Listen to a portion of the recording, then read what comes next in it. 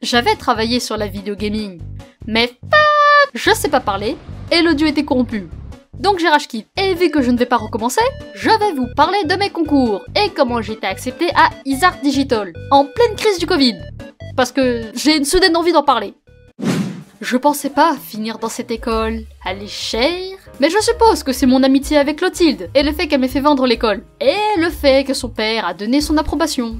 Et vu que son père est un padré certifié, je l'ai pris comme une bénédiction. Mais en réalité, le moment où ça a fait déclic est quand j'ai vu les travaux de fin d'année. Donc on a fait l'inscription. J'avais déjà d'autres écoles en vue. Et depuis la seconde, j'ai pris l'habitude de faire plein. Et je dis bien plein de journées portes ouvertes. J'ai fait tout Paris et j'ai même visité des forums. Tout ça dans le but de voir si la formation me plaît, mais surtout de savoir ce que l'école attend de nous. Il faut d'ailleurs pas hésiter à montrer son carnet d'artiste aux autres étudiants. On ne dit jamais non à un conseil, surtout s'il vient de gens qui ont déjà été à notre place. J'ai même eu l'occasion de parler avec des professeurs, et je vous conseille de vous en souvenir. Ça sera important durant la vidéo. Donc pour le concours, il faut un portfolio, une lettre de motivation et CV, et toute la paperasse nécessaire pour l'inscription. Il y a ensuite un écrit de 30 minutes, dont un QCM d'anglais, puis un autre de culture G. Et je sais que par culture G, on pense à culture générale, mais vu l'école, moi j'aime bien me dire que c'est de la culture geek. Parce que vidéo et film. Et pour finir, un entretien de 30 minutes. Alors, dit comme ça, c'est pas si mal, non? J'ai quoi? 1 ou 2 mois? Toute l'année? Pour me préparer? Qu'est-ce qui pourrait m'arriver de mal? J'ai eu un art block et une crise existentielle. Donc, à 2 semaines du concours, j'avais toujours pas de dossier à présenter. Je me suis enfermée 2 semaines pour dessiner non-stop. Et j'ai planifié tout ce que je voulais mettre dans mon dossier. Le portfolio devait au moins contenir 3 décors, 3 personnages, 3 objets et 3 travaux en couleur.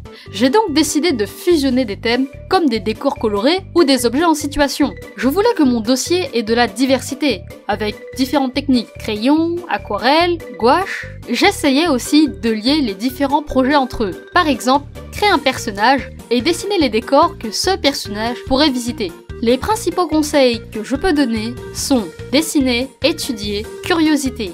En parallèle à mes dessins, j'envoyais mon dossier à mes autres amis artistes pour avoir un retour. Et vu que je manquais de temps, j'ai complété le tout avec des dessins pris dans mon carnet. J'ai rendu dans les temps. 30 minutes avant la deadline.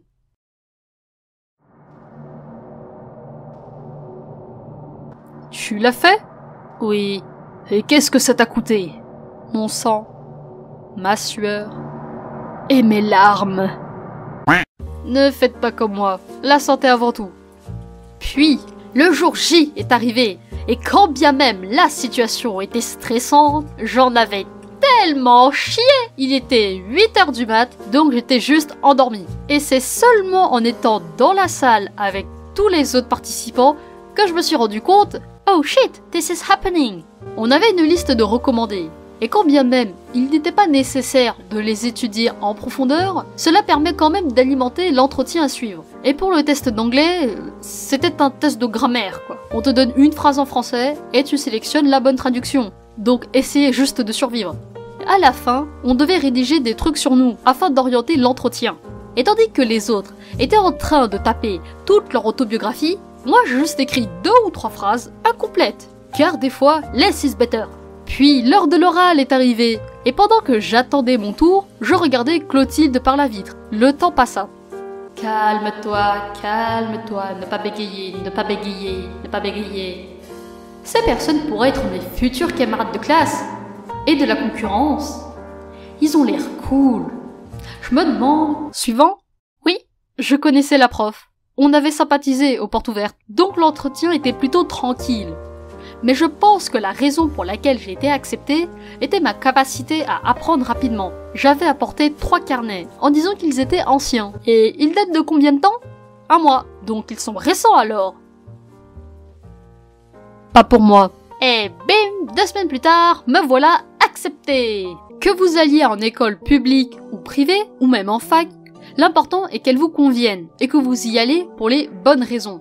le coût des études, les cours ou les opportunités professionnelles. Si vous êtes rejeté par l'école de vos rêves, ne le prenez pas comme une fatalité et que tout est perdu. J'ai moi-même été rejeté par une autre école qui m'intéressait, et à part un petit coup à l'ego, ça m'a motivé à m'améliorer. Choisissez votre plan B et retentez votre chance l'année prochaine. Et le rejet peut être aussi dû parce que l'école n'est juste pas adaptée. J'ai mon ami Adri qui a postulé pour... Et si. Et durant l'entretien, on lui a bien fait comprendre que l'école n'apporterait pas ce qu'il souhaitait.